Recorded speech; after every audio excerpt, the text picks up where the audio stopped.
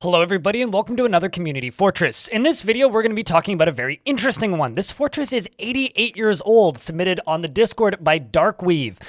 If you would like to send in a fortress for me to have a look at on this show, you can do that via my Discord in the DF Save sharing room. Simply attach your a couple of images and your fortress either in a zipped format or simply upload it to a file sharing service of your choice to the Discord. If you are using a bunch of mods, please also include your mods folder in the zipped file because that will make it much more likely that I'll be able to run it. This is another fortress I'm having a hard time spotting on the overworld, but what I can tell you is that it is a member of the creation of scribing, or as I like to say, scribbing, the group of scribing. The fortress itself is called Ringedworked, and like I said, it's 88 years old. So this one has some interesting constructions that I think will be fun to have a peek at. We dive in initially, and we can see that it is a rather large embark with a volcano kind of in the middle. Very, very, very expansive fortress here. 130 dwarves, 1,991 drinks, a lack of meat and fish, but there is plenty of meals, so I'm assuming stuff is getting cooked.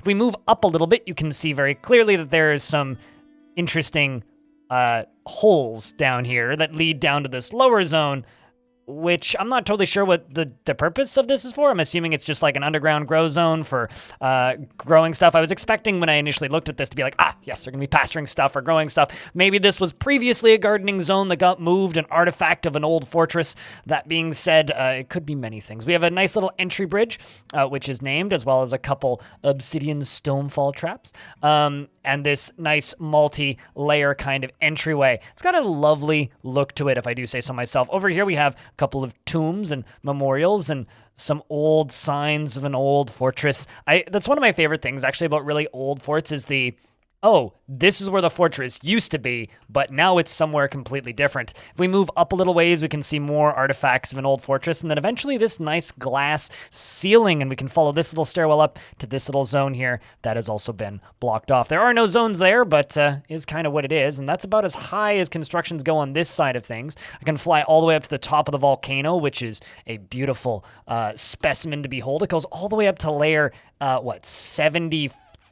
That's a very tall point there, complete with ashes at the top from situations when things got burned. Lovely, lovely little addition. Also worth noting, there's a colony of ants up here. Now, as we scroll down to the actual entrance of the fort, we can move into this ancient historical artifact, and this thing is something you're going to be looking at a lot for the next little bit, and you'll see why in a bit. So the actual entryway to the fort goes down this little circular ramp, which I think is really neat because this is kind of the way that World Gen generates entryways. Just kind of a direct down staircase and then just ramps kind of looping down and around. And as I said earlier, you'll be looking at this a bunch. You'll start to notice that this was dug. This is not a natural formation from what I can tell. This was very much channeled out by design. It's this big epic chasm with these bits mined out at the edges. One of my favorite features, and actually something that I talked about on one of the recent ones of these, was I love it when people dig out their own cavern layers. It's one of the coolest things to look at. This fortress is quite old, so it's had plenty of time too. And as it goes down, you can see the ramps continuing to move, and then we hit here. So this bridge is retractable. It's this giant electrum bridge. So any enemies that come into the fortress are then routed through these stonefall traps and then through this long way here, and then kind of down into the caverns, which is an interesting thing to do, actually.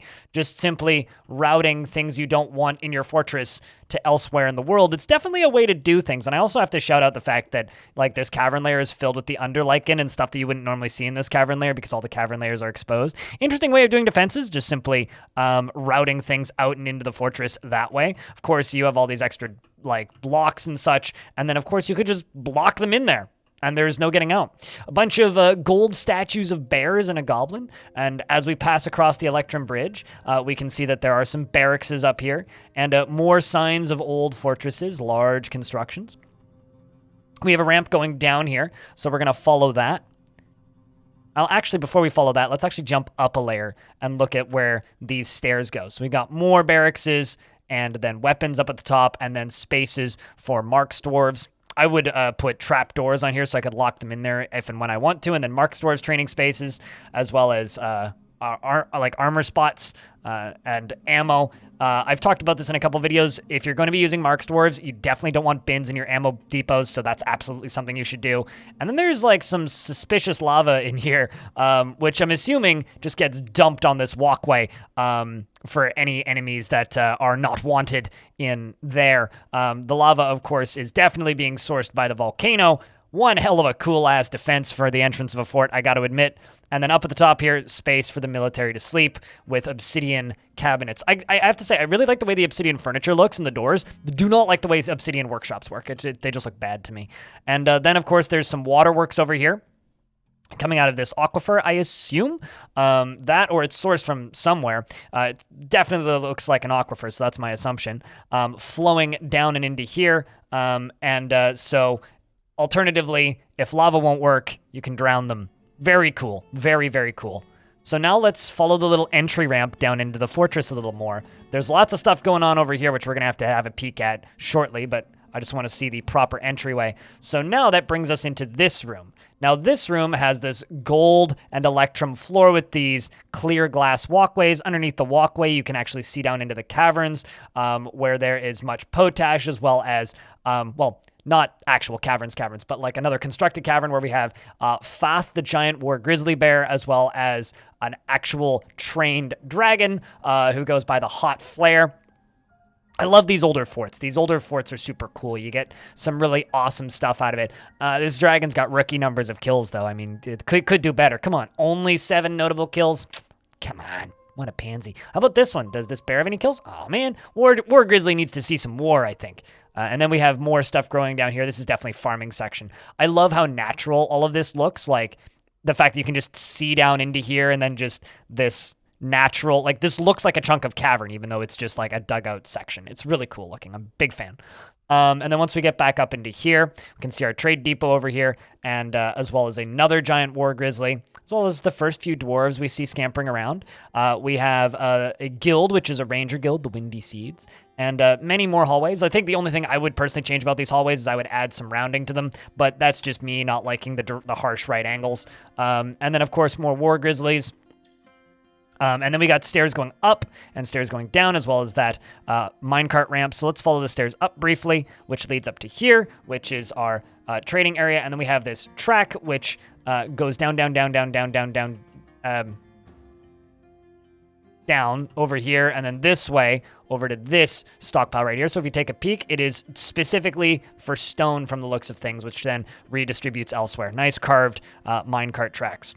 I would love to do a fort like this. I've had a lot of people asking me if I'm ever going to remake Long Death. I'm never going to do another 1,000-year fort, but I'm definitely game, as the game gets more stable, to do more long-term forts, like a couple 100 years, or at the very least 100 years, because you get these such cool layouts over time.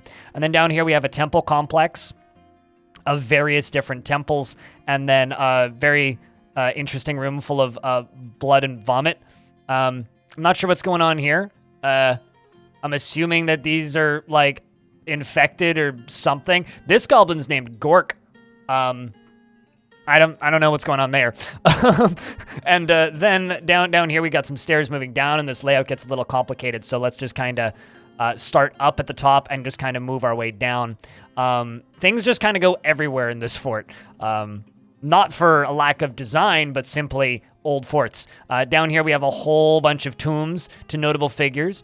We have a perpetual motion machine, which I personally don't use. I consider these cheating, but at some point I do have to make a video out of them. It's very simple. Water gets pumped up to the top here, falls down here, and then into this zone, which then gets pumped back up and around, and it just works infinitely. Very, very effective, very, very simple way of generating infinite power, which is, of course, connected to stuff down here in the kitchens. Right beneath here, it is connected to this little misting zone above this tavern. But, like I said, we're going to do this one layer at a time because it's a lot. So we have these bedrooms, lovely design, with a glorious central view of everything down in this massive carved room. Around the edges, this is like the, I guess, kind of like the basement or the entryway into the apartment complex. You can see them, the stairs around the edges, of course. Over here, we have varying different rooms, many different bears. This is our clothing industry down here, and of course, more bedrooms around the entryway chamber in the same design. Also looks phenomenal. Very, very pretty looking. Very scattered around. Like, this actually kind of reminds me a lot of, like, the generated forts if you ever actually reclaim something. And then as we move down through those golden chambers, we get to see the vomit room again. This is the temple complex, of course, we've already seen. Down here is some storage. Then even further down, more crafting and whatnot. Even further down, more crafting, more storage, many hallways. This is very Moria-esque feel. We've got some more temples as well as the lava forges down here. And as we move further, we've got tombs, of course, and of course that one zone that I like so much there. More war bears. And then down here at the bottom, we just have a bunch of meeting areas kind of surrounding, I'm assuming, pedestals with artifacts on them. Yes, very much so. So kind of your vault right there. And then as we move down, there are several other little zones here, but we're going to kind of fly down the side of this. Because remember how I said we're going to be looking at this? Well, I'm about to show you why we're looking at this. So take note of the Z level that we're on at the top here, right? This up here is elevation 31. Let's fly down. Caves go. And then there's a point here where there's a bunch of mysterious flying trees, which is interesting.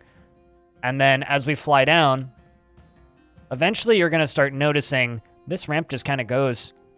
And it just kind of goes. And it just kind of goes. And then it goes all the way down to here. So, from the surface all the way up here, if you fall, nothing's stopping you. You're going all the way to the bottom, my friend. Beautiful. I love it. It's great. It's awesome. There's even water at the bottom from the aquifer, I would assume. Then down here in the basement, we have what used to be drainage, I assume, as well as much evidence of water. And I think there's actually grass down here. Yeah, you could surface farm down here, I think. Yeah, this is for sure. You could surface farm in the Cavern Sea. And then if we go a little further down, things are going to get a little spoilery. But as you can see, they've been digging around in fun places and discovering some interesting things. And there's, of course, this spot over here filled with steam from, fires erupting. But right here we can see we got our military sitting here. And then right beneath it, well, there's some fun critters. Well, dead critters, at least initially. But as we go further down, well, the fun just gets greater. And then, of course, the hole down to the base. This is a really cool fortress. Thank you so much for sending this one in. I saw this one pop up and I was like, 88 years! I have to look at this one. This is probably my favorite feature, closely followed by the dragon chamber with the bear at the bottom. I love the natural feel of the fort. I love the kind of flowingness of it. I love the scattered, chaotic rooms. I love the confusing layout. I love this bridge. I like this defense setup. There's really no criticism I can have here. Overall, the fortress runs pretty good, too, for the scale and age of it. When I had it running, it was idling at about 45 frames for me, which is pretty damn good. It would dip below occasionally, and then when I initially would unpause, it'll dip down, but it'll just slowly crawl back up as time goes. Of course, this is they do have a duchess as well as 2 barons in the fortress. Good amount of royalty. Everybody's completely satisfied. They do need some crossbows and some more crossbows made, but that's easy enough. And yeah, cool as hell fort. I like the statues on top of these pillars. The war grizzlies are a nice touch. Fort runs pretty good and looks awesome, all things considered. So thank you very much for sending in this fortress. If you yourself would like to send in a fort for me to have a look at on this show, you can do that via the DF Save sharing room. And if you want to participate further, of course, there's other stuff on my Discord as well. And I would like to say once again that on the 19th of January 2023 at 2 p.m. Pacific time, Tarn Adams will be joining me on stream with a surprise guest as well. So that should be a bit of fun. If you would like to ask a question, you you can do that via the link in the description on that Google form. Thank you very much once again, Darkweave, for sending in this fortress, and I hope to see you in the next one.